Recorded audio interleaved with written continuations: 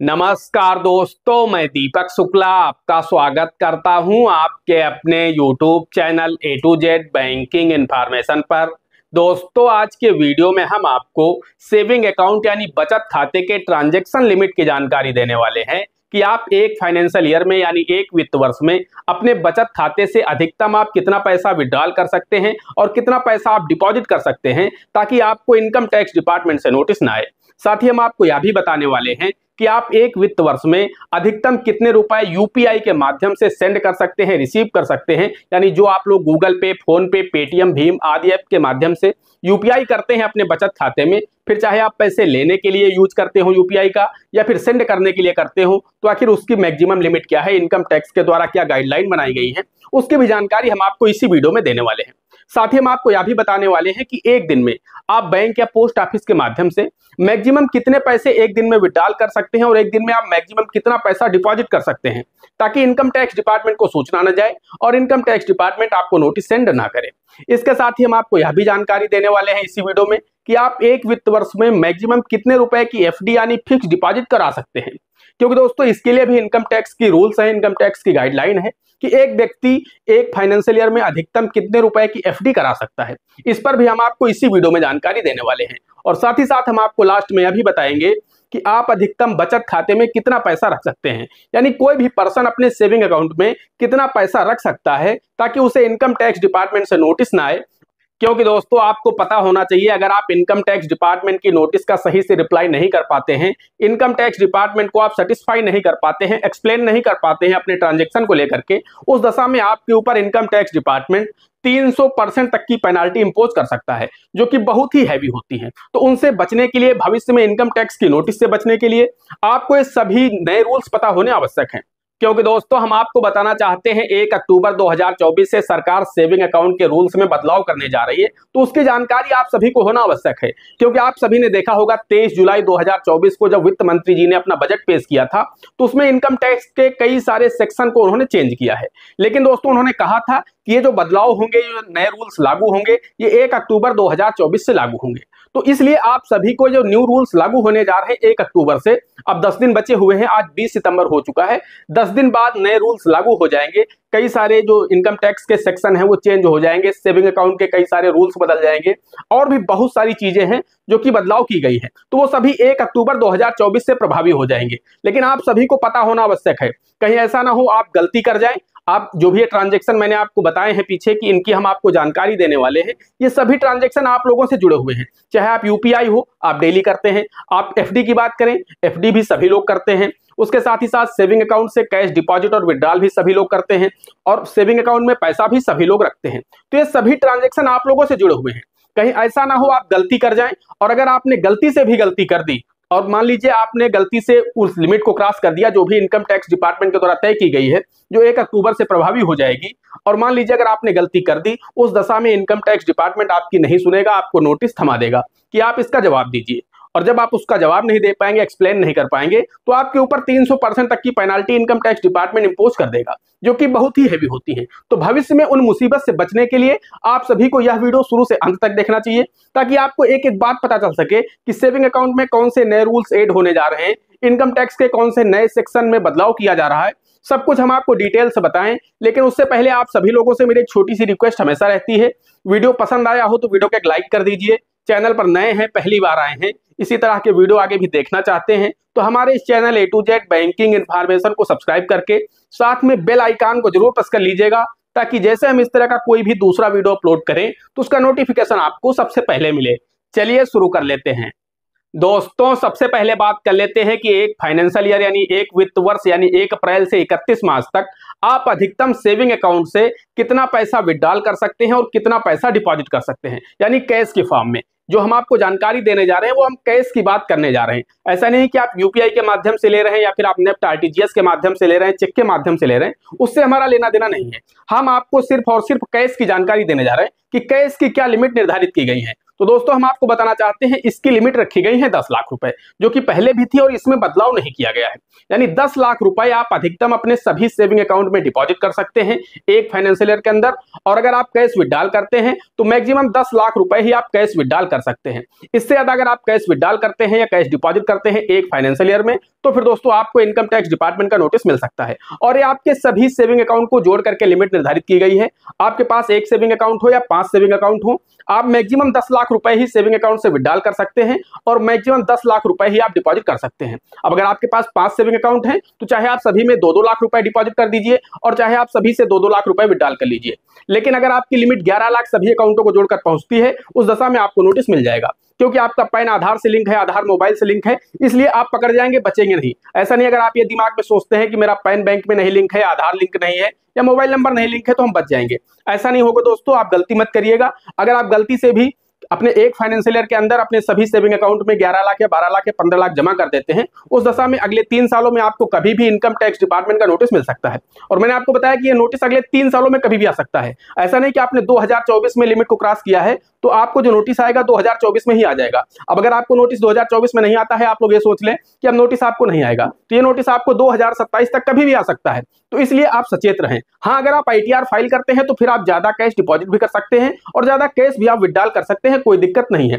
लेकिन अगर आप ITR फाइल नहीं करते हैं, उस दशा में आपके लिए लिमिट निर्धारित की गई है मैक्सिमम 10 लाख रुपए, चाहे आपको विड्रॉल करना हो चाहे आपको डिपॉजिट करना हो। और ये सभी सेविंग अकाउंट की लिमिट है। आपके पास जितने भी सेविंग अकाउंट है मैक्सिमम आप 10 लाख रुपए ही कैश डिपॉजिट कर सकते हैं और कैश विड्रॉल कर सकते हैं। अब हम बात कर लेते हैं कि एक फाइनेंशियल ईयर में आप कितने रुपए की FD यानी फिक्स डिपॉजिट करा सकते हैं। तो दोस्तों हम आपको बताना चाहते हैं इसके लिए भी आपकी जो लिमिट रखी गई है वो है 10 लाख रुपए। आप कैश ले जाकर के बैंक में मैक्सिमम 10 लाख रुपए की FD करा सकते हैं। पैसा आपके सेविंग अकाउंट में पड़ा है, उससे आप FD ज्यादा अमाउंट की भी करवा सकते हैं, कोई दिक्कत नहीं है। लेकिन अगर आप कैश लेकर के जाते हैं बैंक या पोस्ट ऑफिस में तो उसकी लिमिट है 10 लाख रुपए। उससे ज्यादा अगर आप कैश डिपॉजिट करके FD कराते हैं एक फाइनेंशियल ईयर में, उस दशा में आपका बैंक, आपका post office income tax department को सूचित कर देगा, सूचना दे देगा। तो आपको इनकम टैक्स डिपार्टमेंट नोटिस भेज देगा और फिर वहां से आपसे मांगा जाएगा जवाब कि आपको ये कैश कहां से मिला। यानी 10 लाख रुपए से ज्यादा आप लेकर के एक फाइनेंशियल ईयर में आए हैं और अगर आपके पास वास्तव में लीगल सोर्स है पैसा आने का, तो फिर आप ज्यादा अमाउंट की भी FD करा सकते हैं। क्योंकि आपसे सोर्स ऑफ इनकम पूछा जाएगा, ये पैसा आप लाए कहां से, उसका आपको सही से जवाब देना होगा। आपके पास उसके सभी प्रूफ होने चाहिए। अब मान लीजिए आपने कोई अपनी प्रॉपर्टी बेची है, तब आप FD करा रहे हैं तो कोई दिक्कत नहीं, आपके पास रजिस्ट्री की कॉपी होगी, आपके पास सारे रिकॉर्ड होंगे। और दोस्तों हम आपको बताना चाहते हैं कि जहां से भी आपको कैश मिल रहा है उसके जो भी डॉक्यूमेंट है आपको 4-5 साल तक बहुत ही संभाल कर रखने हैं, ताकि जब भी आपको नोटिस अगर मिल जाता है भविष्य में, आगे साल भर बाद, 2 साल 3 साल बाद, तो आप उसका जवाब दे पाएं, आप जस्टिफिकेशन कर पाएं कि हाँ ये पैसा मुझे कहां से मिला था या फिर मैंने पैसा दिया है किसी को तो कहां पर दिया है। तो कुल मिलाकर के आप ज्यादा अमाउंट की अगर FD कराते हैं, आपको नोटिस मिलता है, तो अगर आपके पास सोर्स है तो कोई दिक्कत नहीं है। लेकिन अगर आपके पास सोर्स नहीं है, आप उसका जवाब नहीं दे पाते हैं, इनकम टैक्स डिपार्टमेंट के ऑफिसर संतुष्ट नहीं होते हैं, उस दशा में आपके ऊपर 100% से लेकर के 300% तक की पेनाल्टी इंपोज हो सकती है। अब दोस्तों हम बात कर लेते हैं कि एक दिन में मैक्सिमम आप कितने रुपए कैश विड्रॉल कर सकते हैं और कितना कैश डिपॉजिट कर सकते हैं। इसके लिए इनकम टैक्स की क्या गाइडलाइन है, तो दोस्तों हम आपको बताना चाहते हैं इसके लिए जो गाइडलाइन बनाई गई है इनकम टैक्स डिपार्टमेंट के द्वारा वो है 2 लाख रुपए। अगर आप एक दिन में अपने सभी बैंकों से जोड़ करके 2 लाख रुपए कैश डिपॉजिट करते हैं, कोई दिक्कत नहीं है। 2 लाख रुपए तक आप कैश विड्रॉल करते हैं, कोई दिक्कत नहीं है। इससे ज्यादा अगर आप कैश डिपॉजिट करते हैं एक दिन में या फिर आप कैश विड्रॉल करते हैं एक दिन में 2 लाख रुपए से अधिक, उस दशा में भी आपके ट्रांजैक्शन की जानकारी इनकम टैक्स डिपार्टमेंट को चली जाती है बैंक की तरफ से। और उस दशा में इनकम टैक्स डिपार्टमेंट आपके ऊपर नजर रखता है कि आप इतना अधिक अगर कैश विड्रॉल कर रहे हैं तो आप ये पैसा कहां पर खर्च कर रहे हैं। तो सिंगल डे में आपको 2 लाख रुपए से ज्यादा डिपॉजिट नहीं करना है और सिंगल डे में आपको 2 लाख रुपए से ज्यादा विड्रॉल नहीं करना है।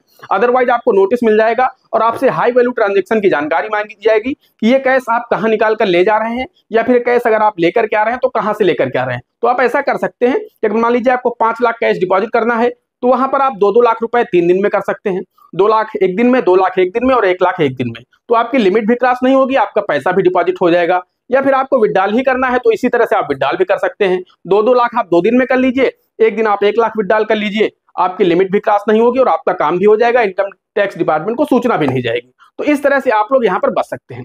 दोस्तों अब बात आती है एक फाइनेंशियल ईयर यानी एक वित्त वर्ष में आप अपने सेविंग अकाउंट यानी बचत खाते से UPI के माध्यम से यानी गूगल पे, फोन पे, पेटीएम, इन ऐप्स के माध्यम से आप मैक्सिमम कितना पैसा सेंड कर सकते हैं और कितना पैसा रिसीव कर सकते हैं, ताकि आपको भविष्य में किसी तरह की दिक्कत ना हो, आपको इनकम टैक्स डिपार्टमेंट का नोटिस ना मिले। तो दोस्तों हम आपको बताना चाहते हैं, वैसे तो इनकम टैक्स डिपार्टमेंट ने इस लिमिट को कहीं भी क्लियरिफाई नहीं किया है, यानी कहीं भी ऐसी चीज नहीं लिखी है इनकम टैक्स डिपार्टमेंट ने कि यूपीआई से आप मैक्सिमम एक वित्त वर्ष में कितना ले सकते हैं, कितना दे सकते हैं, इसकी कोई लिमिट निर्धारित नहीं है। लेकिन दोस्तों फिर भी हम आपको बताना चाहते हैं कि अगर आप एक फाइनेंशियल ईयर में यानी एक वित्त वर्ष में अपने सेविंग अकाउंट से 20 लाख रुपए का टर्नओवर कर लेते हैं, यानी आपका जो लेन देन है वो 20 लाख रुपए को क्रॉस कर जाता है, उस दशा में आपको जीएसटी डिपार्टमेंट नोटिस भेज सकता है। क्योंकि जीएसटी डिपार्टमेंट कहता है अगर आपका जो टर्नओवर है वो 20 लाख रुपए को क्रॉस करता है तो जीएसटी नंबर लेना आपको अनिवार्य है। तो वहां पर इनकम टैक्स डिपार्टमेंट तो आपको नोटिस नहीं देगा, लेकिन आपको जीएसटी डिपार्टमेंट नोटिस दे देगा और आपसे कहेगा आप जीएसटी नंबर लीजिए, आपका कौन सा बिजनेस है उसकी जानकारी दीजिए और आप अपनी जीएसटी फिल करिए। तो कुल मिलाकर के अगर आपका जो टर्नओवर है वो 20 लाख को क्रॉस करता है तो आपके लिए मुश्किल हो सकती है। इसलिए आप अपने सेविंग अकाउंट से बहुत ज्यादा यूपीआई ना करें। सेंड करने में विशेष दिक्कत नहीं है, लेकिन रिसीव करने में आपके सामने ज्यादा समस्या है, इसलिए आप यूपीआई का इस्तेमाल कम से कम करिए। मैंने बहुत सारे लोगों को देखा है कि जो छोटा मोटा व्यवसाय करते हैं वो अपने दुकान पर अपने सेविंग अकाउंट का बारकोड लगा रखे हैं, उसी में पैसा वो रिसीव कर रहे हैं। इससे भविष्य में आपको बहुत बड़ी दिक्कत होने वाली है, क्योंकि आपके खाते का जो टर्नओवर है मान लीजिए 20 लाख रुपए हो गया एक वित्त वर्ष में, इनकम टैक्स डिपार्टमेंट ने अगर आपको नोटिस दे दिया और आपसे जवाब मांग लिया कि आप आईटीआर फाइल नहीं कर रहे हैं, आप इतने 20-20 लाख रुपए 25-25 लाख रुपए के ट्रांजैक्शन कर रहे हैं, इसका मतलब ये आपकी इनकम है। इनकम टैक्स डिपार्टमेंट मानता है कि आपके सेविंग अकाउंट में जो भी पैसा जमा हो रहा है वो आपकी सेविंग है यानी आपकी इनकम है, और फिर भी आप टैक्स की चोरी कर रहे हैं। क्योंकि इनकम टैक्स डिपार्टमेंट से कहना है कि अगर आप 5-6 लाख रुपए कमा ले रहे हैं वार्षिक, उस दशा में आपको आईटीआर फाइल करना है और जानकारी देना है, और अगर आपकी इनकम 7 लाख रुपए से ऊपर है तो फिर आपको इनकम टैक्स भी पे करना है। आपके खाते की जो ट्रांजैक्शन है वो 25 लाख रुपए को छू रही है और आप आईटीआर फाइल नहीं कर रहे हैं, उस दशा में आपसे जानकारी मांगी जाएगी ये पैसा आपको मिला कहां से है। आपने नाते रिश्तेदारों से दोस्तों से पैसा लिया है, आप उसका जवाब दे नहीं पाएंगे, उस दशा में दोस्तों आपके ऊपर इनकम टैक्स डिपार्टमेंट बहुत ही हैवी पेनल्टी इंपोज करेगा। तो सबसे पहले तो आप लोग ये काम बंद कर दीजिए, आप अपने सेविंग अकाउंट में बहुत ही जरूरी ट्रांजैक्शन करिए। यार दोस्तों के बिजनेस के आप ट्रांजैक्शन मत करिए। बिजनेस के लिए आप अपना सिंगल करेंट अकाउंट ओपन करा सकते हैं या बिजनेस के नाम से करेंट अकाउंट ओपन करा सकते हैं, उसका आप यूपीआई लगाइए, उसका बारकोड लगाइए, उसमें ट्रांजैक्शन करिए, कोई दिक्कत नहीं है। लेकिन अगर आप सेविंग अकाउंट में इस तरह के ट्रांजैक्शन करेंगे तो भविष्य में आपको बहुत बड़ी दिक्कत हो सकती है, आपको इनकम टैक्स डिपार्टमेंट भी नोटिस दे सकता है। अब दोस्तों हम बात कर लेते हैं कि आप अपने सेविंग अकाउंट यानी बचत खाते में कितना पैसा रख सकते हैं। तो दोस्तों हम आपको बताना चाहते हैं इसके लिए इनकम टैक्स डिपार्टमेंट के द्वारा कोई भी लिमिट निर्धारित नहीं की गई है। आप लोगों ने काफी सारे कमेंट किए थे कि सर हम बचत खाते में कितना पैसा रखें ताकि हमें इनकम टैक्स नोटिस ना आए। तो दोस्तों आपका जितना मर्जी चाहे उतना पैसा आप सेविंग अकाउंट में रख सकते हैं, कोई दिक्कत नहीं है। बस इनकम टैक्स की जो वार्षिक लिमिट तय है उन लिमिट को आपको ध्यान में रखना है कि एक वर्ष में अधिकतम 10 लाख रुपए से ज्यादा डिपॉजिट मत करिए, एक दिन में 2 लाख रुपए से ज्यादा डिपॉजिट मत करिए। इन लिमिट का आप लोग ध्यान रखिए। बाकी आपके सेविंग अकाउंट में 1 करोड़ है, 1.5 करोड़ है, 2 करोड़ है, कोई दिक्कत नहीं है। हो सकता है कोई ऐसा पर्सन हो जो कि 50 सालों से 1 लाख 2 लाख रुपए प्रति वर्ष वो जमा कर रहा है, अपनी सेविंग कर रहा है, और उसके बाद दोस्तों आज उसके खाते का जो बैलेंस है वो 1 करोड़ 1.5 करोड़ हो गया है, तो उससे इनकम टैक्स डिपार्टमेंट को कोई भी दिक्कत नहीं है। जितना मर्जी चाहे आप उतना सेविंग अकाउंट में पैसा रख सकते हैं। दोस्तों आशा करते हैं वीडियो पसंद आया होगा, मैंने पूरी जानकारी विस्तार से दे दी है। फिर भी अगर आपके मन में कोई डाउट है, कोई क्वेरी है, कोई सवाल है तो आप लोग हमें कमेंट कर सकते हैं। इंस्टाग्राम पर आप लोग हमें फॉलो करके वहां पर मैसेज कर सकते हैं।